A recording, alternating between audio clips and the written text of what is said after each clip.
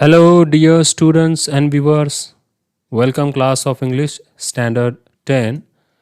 Today we are going to learn 2.4 An Epitome of Courage, which is related to Stephen Hawking's life. और आज हम लोग उसके margin questions और English workshop questions cover करेंगे जो अपने टेक्स्ट बुक के पेज नंबर 62 से लेकर 66 तक दिए गए हैं. So let's start.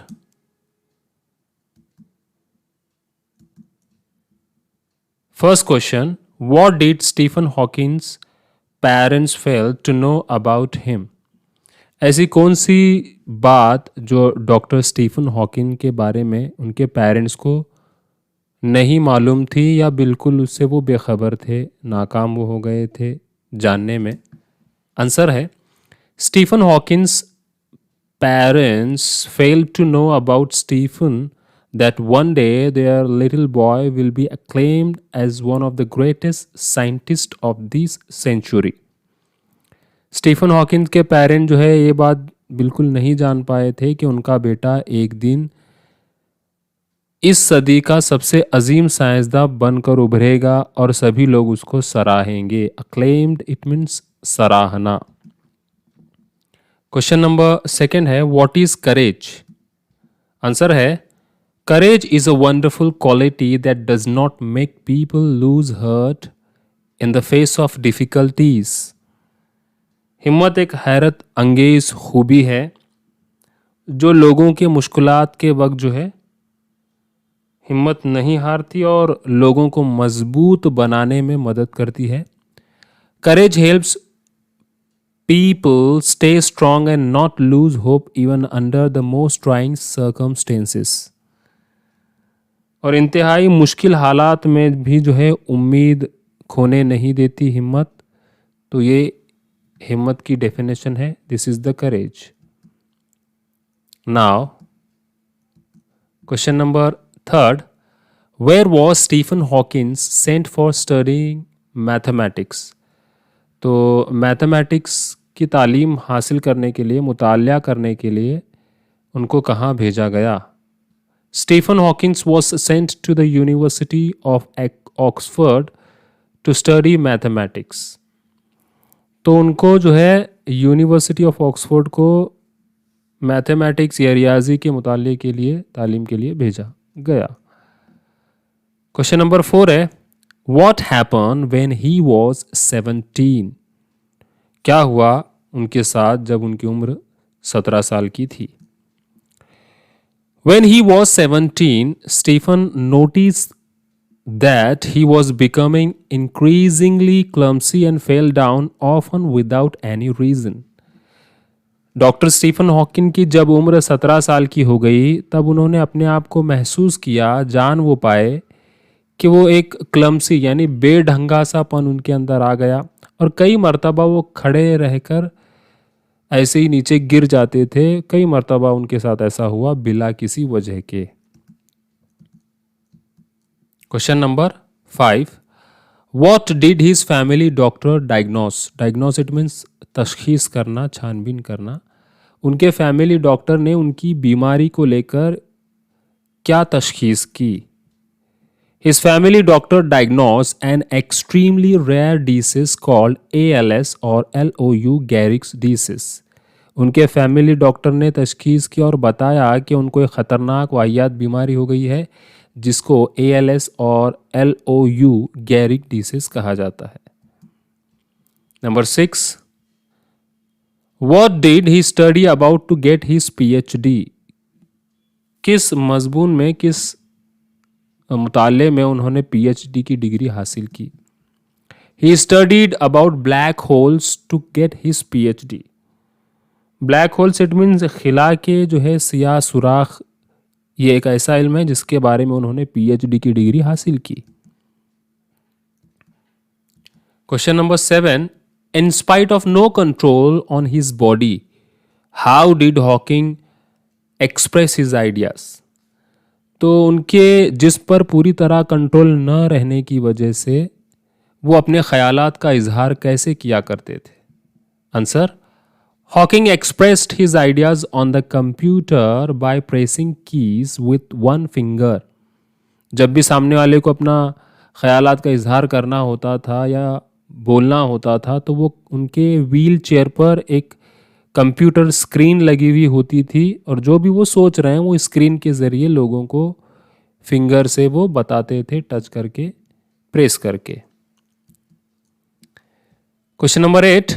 What does the writer say about the books authored by doctor Hawking? Writer का क्या कहना है जो भी किताबें डॉक्टर हॉकिंग ने लिखी वो कैसी हैं? The writer says about doctor Hawking's book that, writer का मानना है कि डॉक्टर हॉकिंग्स के जरिए लिखी गई किताबें कैसी हैं. Number 1, the writing is full of wit and humour. उनकी लिखी गई किताबें मज़ा और अक्ल से मुंसलिक हैं. Number 2, his style of writing is so simple that even non-scientists can understand it easily. और जितनी भी किताबें उन्होंने लिखी हैं वो सादा और सिंपल ज़बान में लिखी हैं जिनको नॉन साइंटिस्ट यानी जो साइंटिस्ट नहीं हैं, जो साइंस से रिलेटेड नहीं हैं, ऐसे लोग भी उनकी ज़बान को किताबों में लिखी गई जो है वो आसानी से समझ सकते हैं. Now let's start the English workshop questions. Question number 1, match the following. Group A और ग्रुप बी में लेसन से रिलेटेड पेयर्स दिए गए हैं जो हमें लगाना है. गैलीलो, इसकी सही पेयर आएगी D. The greatest scientist 300 years before Hawking, यानी जिस दिन 1942 को जब डॉक्टर स्टीफन हॉकिंग पैदा हुए ठीक उसी 300 साल पहले एक और अजीम साइंसदान पैदा हुए जिनका नाम गैलीलो था. सेकेंड है डॉक्टर स्टीफन हॉकिंग, सही पेयर है C. The greatest scientist of this century, इस सदी के सबसे मशहूर साइंसदान. Number 3, black holes, right pair है A. The concept which help Stephen to get his PhD, एक ऐसा मौजू, एक ऐसा ख्याल जिसमें डॉक्टर स्टीफन हॉकिंस को PhD डिग्री हासिल करने में मदद मिली, वो क्या है? Black holes. Last one is 4 है स्टीफन्स फेवरेट सब्जेक्ट, बी आएगा उसका सही पेयर. म्यूजिक एंड मैथमेटिक्स, उनका पसंदीदा मज़ामीन जो है म्यूजिक और मैथमेटिक्स थे. Question number 2, complete the following web chart containing the qualities of Dr. Stephen Hawking. Qualities of Dr. Stephen Hawking यानी मालूमात ऐसी बताना है यहाँ पर जो जाहिर करते हैं खूबियाँ डॉक्टर स्टीफन हॉकिंग्स को, जो लेसन में बयान की गई हैं. एक समझने के लिए दिया गया है करेजियस, हिम्मत वाले, और वो कैसे थे? इंटेलिजेंट थे, जहीन थे. ऑप्टिमिस्टिक, इट मीन्स पुर उम्मीद. हम्बल, आजिज. ग्रेट ऑथर, अजीम मुसन्निफ वो थे. अनडाउंटेड, इट मीन्स बेखौफ, निडर होकर हालात का उन्होंने सामना किया. तो these are qualities to related doctor Stephen Hawking. Now question number 3, arrange the following statements according to the occurrence in the life history of Dr. Stephen Hawking. Arrange करना है जो भी स्टेटमेंट्स यहाँ पर दिए गए हैं ए से लेकर एच तक, उनकी लाइफ की हिस्ट्री के बारे में दिए गए हैं. जो चीज़ पहले होती है वो स्टेटमेंट में नंबर 1 आना चाहिए. तो जो पहले आता है तमाम 8 सेंटेंस में वो उसको लिखना है. तो यहाँ पर फर्स्ट सेंटेंस आएगा D. Stephen was born on 8 January 1942 and then grew up like an average child and a normal teenager. 8 जनवरी 1942 को उनकी पैदाइश हुई और वो आम टीनेजर की तरह बड़े हुए. तो ये फर्स्ट सेंटेंस आएगा अक्योरेंस उनकी लाइफ के हिसाब से. सेकेंड आएगा ए. At the age of 17, Stephen noticed that he fell down a couple of times for no reason. 17 साल की उम्र के बाद जो है स्टीफन हॉकिंस ने नोटिस किया कि वो बिला किसी वजह पर कई मर्तबा खड़े खड़े रहकर गिर जाया करते थे। तीसरा स्टेटमेंट आएगा G. Stephen was diagnose with a rare disease ALS और LOU। स्टीफन हॉकिंस को बीमारी की तशखीस किए जाने पर पता चला कि उनको ALS और LOU गैरिक डिसीज हो गई है। 4 में आएगा F। Stephen decided to continue his doctoral research work with renewed vigour. तो बीमारी होने के बावजूद भी उन्होंने डॉक्टरल रिसर्च को जारी रखा एक नए जोश के साथ, वैगुअर जोश। तो इस F4 आएगा। सेंटेंस नंबर 5 आएगा E। The disease work its way into Stephen's body and left him disabled. बीमारी पूरी तरह उनके ऊपर हावी हो चुकी थी और इस तरह से स्टीफन्स की बॉडी, जिस्म उनका पूरी तरह माजूर हो चुका था, हरकत करना बंद कर चुका था। सेंटेंस नंबर 6 आएगा H। Though confined to a wheelchair he worked on computer and express his thoughts. उसके बाद वो एक पहियों वाली जो है चेयर से, व्हील चेयर से हमेशा के लिए बंद गए और जब भी उनको बोलना होता था, अपने ख्यालात का इजहार करना होता था, तो वो अपने कंप्यूटर की मदद से करते थे, फिंगर का यूज़ करते हुए। सेंटेंस नंबर 7 आएगा B। He became a fellow of the royal society and a member of the US national academy of science. तो रॉयल सोसाइटी के वो एक रुकन बन गए और मेंबर भी बन गए US national academy of science के। सेंटेंस 8 आएगा C, लास्ट वाला। He believes that in the next millennium science will discover the core secrets of the universe.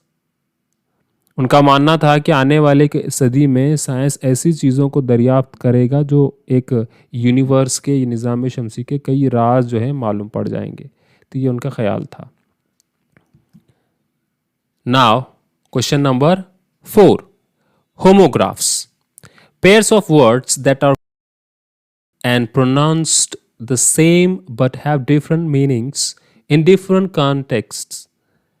For example, watch, observe, watch, device that shows time.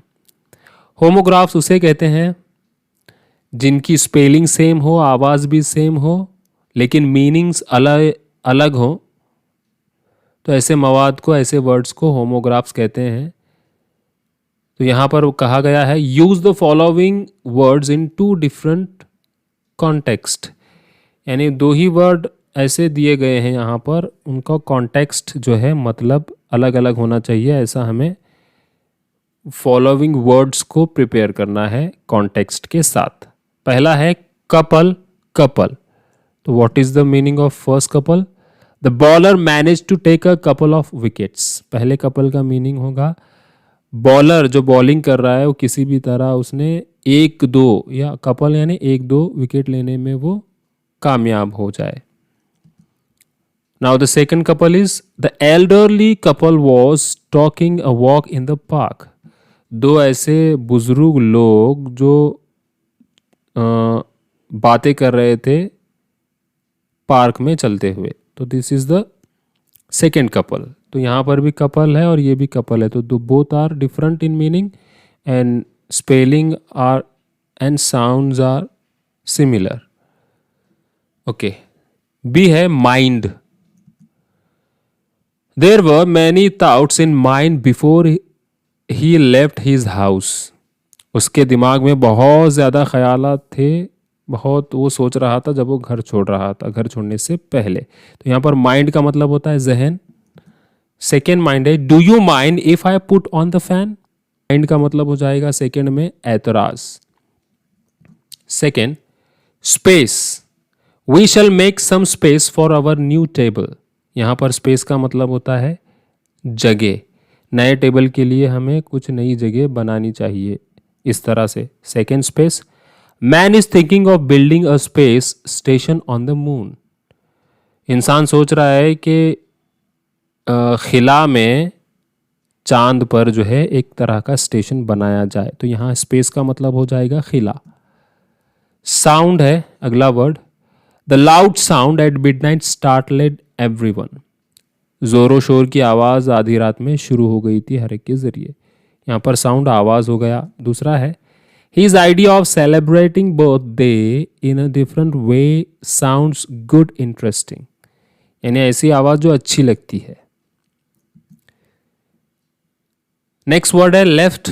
Go straight and turn left to reach the station. यहाँ पर left का मतलब होता है left side को मुड़ जाना, सीधे जाइए और लेफ्ट साइड मुड़ जाइए, आप स्टेशन के नज़दीक पहुंच जाएंगे। इस तरह से ये लेफ्ट वाला हो गया। दूसरा लेफ्ट है As soon as he completed his PhD, he left for USA. जैसे ही उनकी जो है PhD की डिग्री कंप्लीट हो गई, वो USA के लिए रवाना हो गए। लेफ्ट यानी छोड़ना। So this is the homographs. Now, question number 5. Use the following words or phrases in your own sentence. तो यहाँ पर phrases या वर्ड्स दिए गए हैं जिनको हमें क्या करना है, अपने जुमले में लिखना है। पहला है कर्क ऑफ फेट, बी है कन्फाइंड टू, सी है एग्जैजुरेशन, डी है एन एपिटम ऑफ, ई है मिलेनियम। पहला है कर्क ऑफ फेट, इसका मतलब होगा किस्मत का पेचो खम। उसका सेंटेंस देखेंगे। आंसर है By the quirk of fate, all the members of the happy family died in an accident. किस्मत का पेचो हम देखिए, एक ही फैमिली के मेंबर्स एक एक्सीडेंट में मारे गए। This is the use of phrase कर्क ऑफ फेट। सेकेंड है कन्फाइन। कन्फाइन का मतलब हो जाता है यहाँ पर महदूद किया हुआ, बंधा हुआ। My neighbour is confined to bed for a long time with paralysis. Paralysis होने की वजह से मेरे पड़ोसी जो है हमेशा के लिए बेड से बंधे रह गए काफ़ी लंबे अरसे तक। सी है एग्जैजुरेशन, बढ़ा चढ़ाकर बयान करना। He told me the strange news without any exaggeration. इसने मुझे एक अजीब व गरीब खबर जो है सुनाई बगैर किसी मुबालगा आराई के, बढ़ा चढ़ाकर बोलने से एक अजीब न्यूज़ उसने मुझे सुनाई। An epitome of, an epitome it means मुजस्सम सूरत। The champion cricketer is an epitome of modesty. Modesty it means शाइस्तगी से। एक चैम्पियन क्रिकेटर एक मुजस्सम सूरत है शाइस्तगी के बराबर। मिलेनियम यानी सदी को कहा जाता है।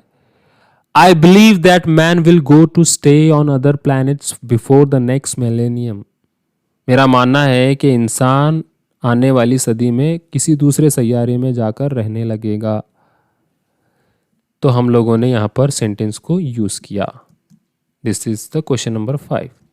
नाउ क्वेश्चन नंबर 6 है expand the given themes. Themes दिए गए हैं, सिचुएशंस दी गई हैं, थीम्स दिए गए हैं, और make use of these support और हिंट्स। अभी क्या करना है, जो भी सिचुएशंस हैं उनको पढ़ना है और ऐसी सिचुएशन में हम लोग क्या करेंगे, इन पॉइंट्स की मदद से हम उसको क्या करना है, उस थीम को एक्सपांड करना है, मुफस्सिल तौर से बयान करना है। तो सिचुएशन क्या है, ए है if you fall ill during your final exam. अगर आपकी फाइनल एग्जाम में बीमार पड़ जाएंगे, ऐसी सूरत में आप क्या करोगे। B if you meet a disable person who needs help. अगर आपको ऐसा कोई शख्स मिल जाए जो माजूर हो और आपसे वो मदद मांग रहा हो। सी है if your friend is in trouble. अगर आपका दोस्त किसी मुश्किल में है, तब ऐसी सूरत में आप क्या करोगे। डी है if you meet a great person like doctor Stephen Hawking. अगर आपको डॉक्टर स्टीफन हॉकिन के जैसे अजीम शख्सियत से मुलाकात हो जाए, तब आप क्या करोगे। तो ये पॉइंट्स की मदद से आप जो है थीम को एक्सपैंड करना है। पॉइंट्स हैं, फर्स्ट स्टेप, पहला कदम क्या उठाएंगे? व्हाट टू डू, क्या करना है? सपोर्ट और हेल्प, मदद लेनी है और मदद करना है। एक्ट, अमल में लाना है उस बात को। बिहेव, किस तरह से बर्ताव करना है। कॉन्टैक्ट हुम, किससे ताल्लुक हम लोग किससे राब्ता कायम करें। जेस्चर, चेहरे के हाव भाव। बॉडी लैंग्वेज, जिस्म के हरकत व सकनात। पेशेंस, टॉलरेंस, सब्र। प्लान, मंसूबा बनाना, ऑर्गेनाइज। किसी शख्स से हमें मिलना है तो हम लोग कैसे उसको मिलेंगे, ठीक है।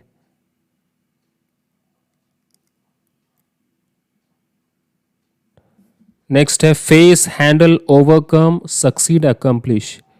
सामना उनका कैसा करेंगे, सिचुएशन को कैसे हैंडल करेंगे और आने वाले प्रॉब्लम्स को कैसे सॉल्व करके उसमें कामयाबी हासिल करेंगे और पूरा काम को किस तरह से कंप्लीट करेंगे। तो ये पॉइंट्स को लेकर, अलग अलग थीम्स को लेकर हमें इन पॉइंट्स का यूज़ करते हुए क्या करना है, थीम को एक्सपांड करना है। आंसर है, पहला है देखेंगे, falling ill during the final exam.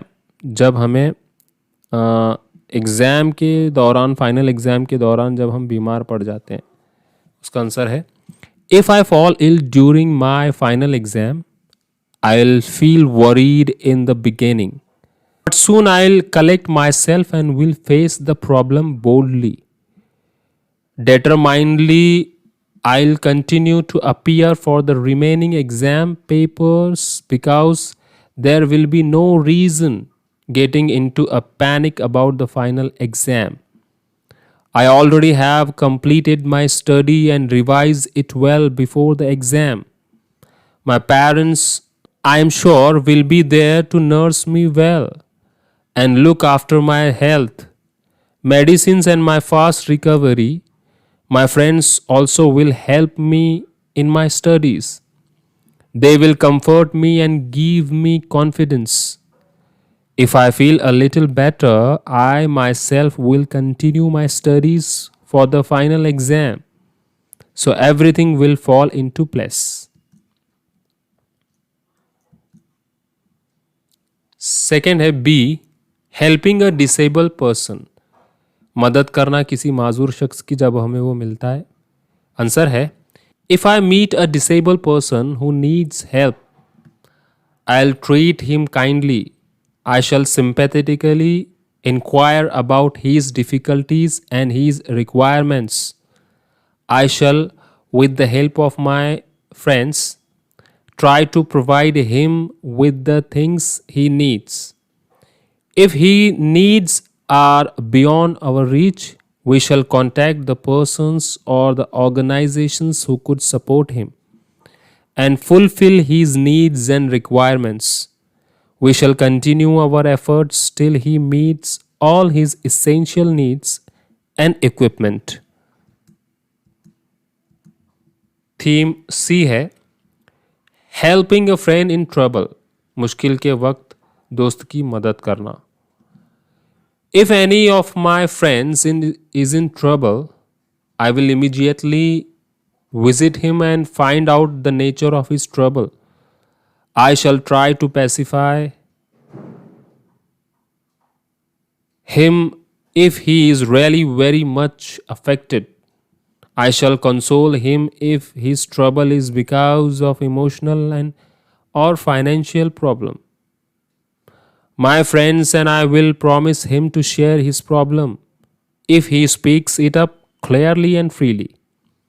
A trouble share is a trouble halved. We shall advise him to be patient and tolerate the situation bravely and courageously. We shall try to help and support our friend in every possible way. Theme D है, meeting a great person like doctor Stephen Hawking. Stephen Hawking के जैसे अजीम शख्स से जब मुलाकात होगी तब। Answer है, before meeting such a great person like doctor Stephen Hawking I will have to pre plan my visit and get permission for the visit from him. I must be ready with the information about his life history, his characteristics, his education, his achievements, and his display of exemplary courage in the face of overwhelming odds. It is difficult to face and get to talk to such an awe inspiring person, but I know how to handle myself in this situation. I will talk to him boldly and respectfully. I will overcome my fear of meeting such a great man. I will tell him how I am impressed and inspired by his work and achievements. I will get the greatest joy of my life in meeting such a great personality. Now, question number 7. You happen to meet a successful person who is a disabled. Write an imaginary dialogue between you and him or her.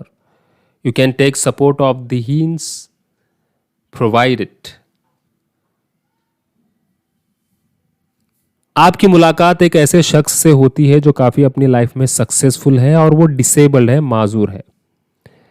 तो imaginary dialogue यहाँ पर लिखना है. ख्याली बातचीत आपको बनाना है उस शख्स के दरमियान और आपके दरमियान, और वो शख्स जो है माजूर होना चाहिए और वो एक सक्सेसफुल पर्सन होना चाहिए, बिल्कुल डॉक्टर हॉकिंस की तरह. तो हम लोग इन पॉइंट्स की जो है सपोर्ट ले सकते हैं. हिंट्स जो दिए गए हैं, ए है इंट्रोडक्शन, वेलकम, ग्रीटिंग्स, मुतारुफ कराना जो है, उनकी जो है खुशामदीद करना, सलाम वगैरह करना. बी है कॉन्ग्रेचुलेटिंग, ऑनरिंग, उनको इज्जत देना और उन्हें मुबारकबाद देना. सी है cause reasons for the disability, उनको उस डायलॉग में, इमेजिनरी डायलॉग में उनको उनकी माजूरियत, उनकी डिसेबिलिटी को लेकर सवाल पूछना, वजूहात को पूछना. डी है डिसीजन, प्लान, ऑर्गेनाइजेशन, इम्प्लीमेंटेशन, उनकी ज़िंदगी में लिए गए फैसले, मंसूबे, प्लान, ऑर्गेनाइजेशन, किन किन इदारों ने मदद की, और वो इम्प्लीमेंटेशन, किस तरह अमली जामा उन्होंने पहनाया. ई है आइडल्स इन लाइफ, कोई ऐसे दूसरे शख्स जिनको देखकर ज़िंदगी में उनकी जैसी चीज़ों को अपनाना. एफ है parents, friends, support if any, imaginary dialogue में ऐसी बात का जिक्र होना चाहिए जिसमें पेरेंट्स और उनके फ्रेंड्स का सपोर्ट का जिक्र होना चाहिए. जी है सक्सेस स्टोरीज, अकम्पलिशमेंट्स, किसी दूसरे शख्स की स्टोरी पढ़ के उनके जैसा सीखना, उनकी बातों को अपनाना. एच है कंक्लूजन, इख्तिताम, जब भी इमेजिनरी डायलॉग होगा आपके और वो शख्स के दरमियान. फाइनल मैसेज इफ़ एनी, तो उनके ज़रिए उनको आमादा करना कि फ़ाइनल मैसेज जो है आप क्या देना चाहते हैं. इस तरीके से हम लोग जो है इमेजिनरी डायलॉग तैयार कर सकते हैं. So this is the answer. You can take the screenshot of it.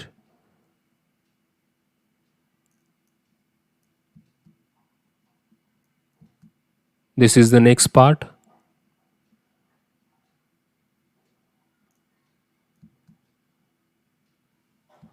So this is the lesson 2.4. Thanks for watching. Please like, share, subscribe.